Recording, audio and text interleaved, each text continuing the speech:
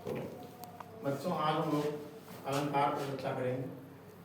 साहित्य की सुंदरता बढ़ाने वाले तत्वों को अलंकार कहते हैं। अलंकार की परिभाषा होती है साहित्य की सुंदरता बढ़ाने वाले तत्वों को अलंकार कहते हैं। परिभाषा समझ में आई ना?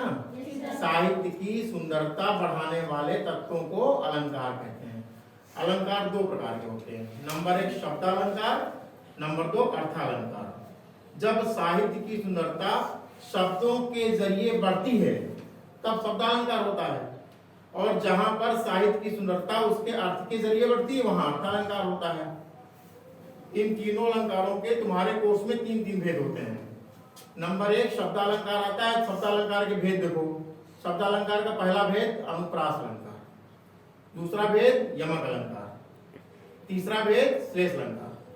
तो नंबर एक अनुप्रास अलंकार की परिभाषा हम बता रहे हैं, उसको सुनिए आप लोग अच्छे से। अनुप्रास अलंकार की परिभाषा होती है जहां पर एक ही अक्षर बार बार आता है वहां अनुप्रास अलंकार होता है। अक्षर को वर्ण भी कहा जाता है। हिंदी में अक्षर को शुद्ध रूप से वर्ण कहा जाता है।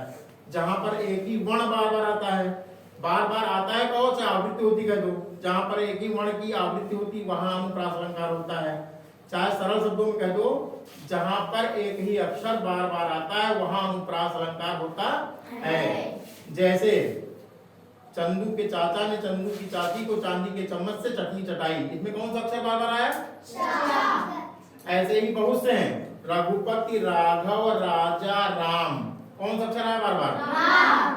फिर है कानन कुंडल कुंचित केसा, क्या है ना?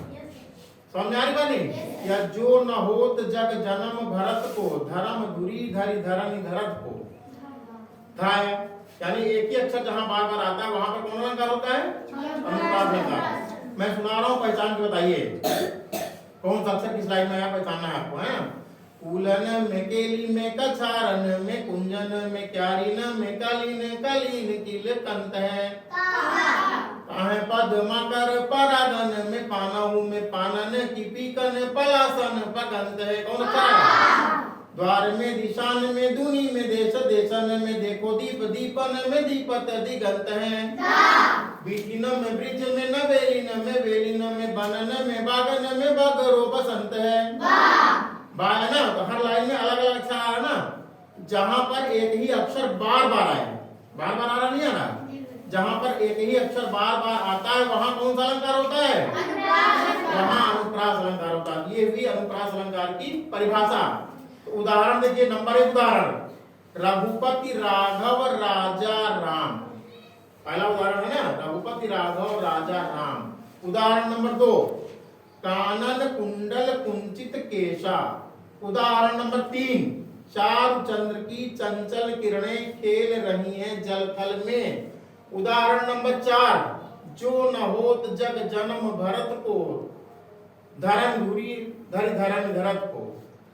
चार हो गया ना? इस तरह से बहुत से उदाहरण होते हैं जहां पर एक ही अक्षर बार बार आता है वहां पे अनुप्रास अलंकार होता है।